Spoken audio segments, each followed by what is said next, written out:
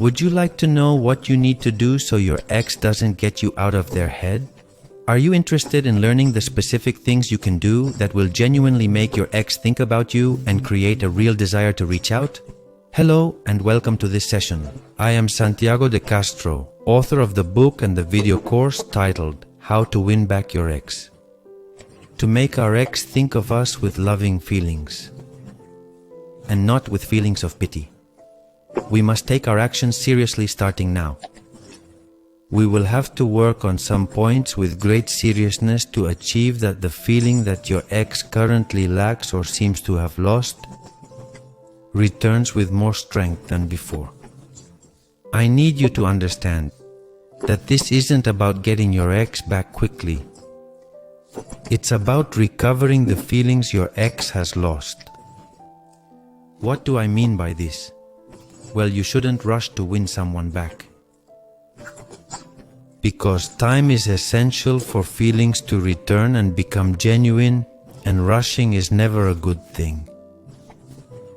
It is useless if your ex gives you another chance, if they haven't truly regained their feelings for you, because the relationship will break again soon. Good. Now that this very important concept for properly focusing this entire process has been clarified, let's move on to the first piece of advice you need to apply. If you want your ex to seek you out and pursue you with genuine interest, the solution is remarkably straightforward. You must cease pursuing them yourself.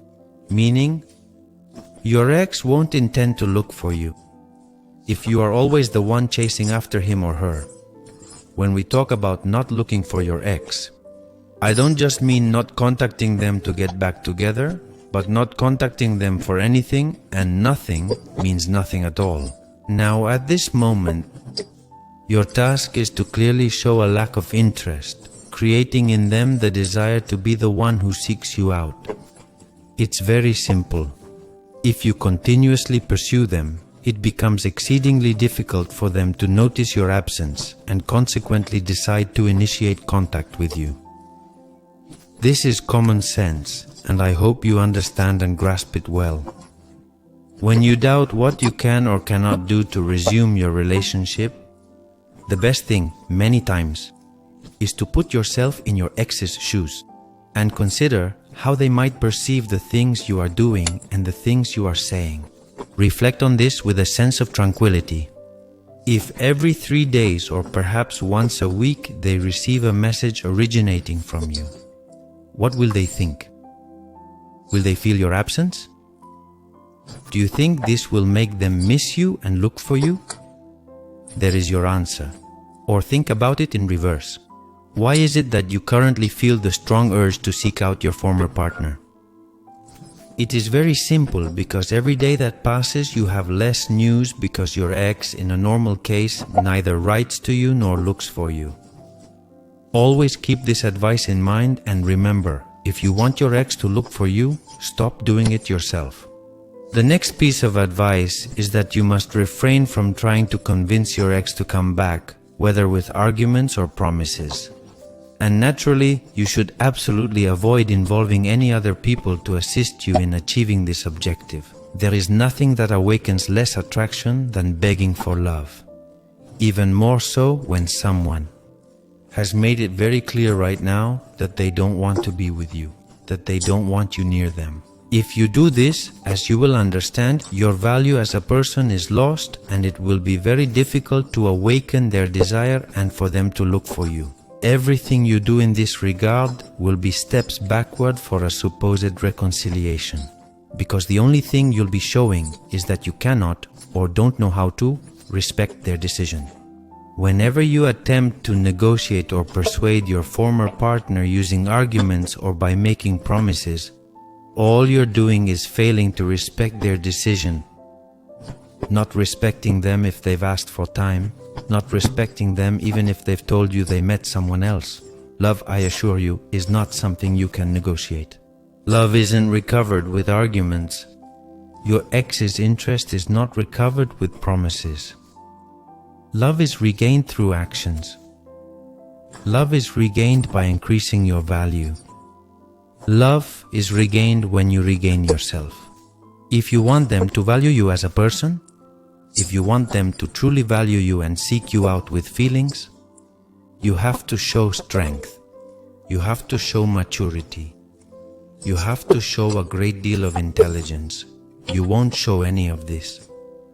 When you keep saying things like that you will change, that nobody will love you like I do, that you are having a very hard time, that your life has lost its meaning, keep in mind that the chances of them seeking you out increase, thanks to your actions, thanks to your way of acting, and how you execute things, rather than relying on mere words.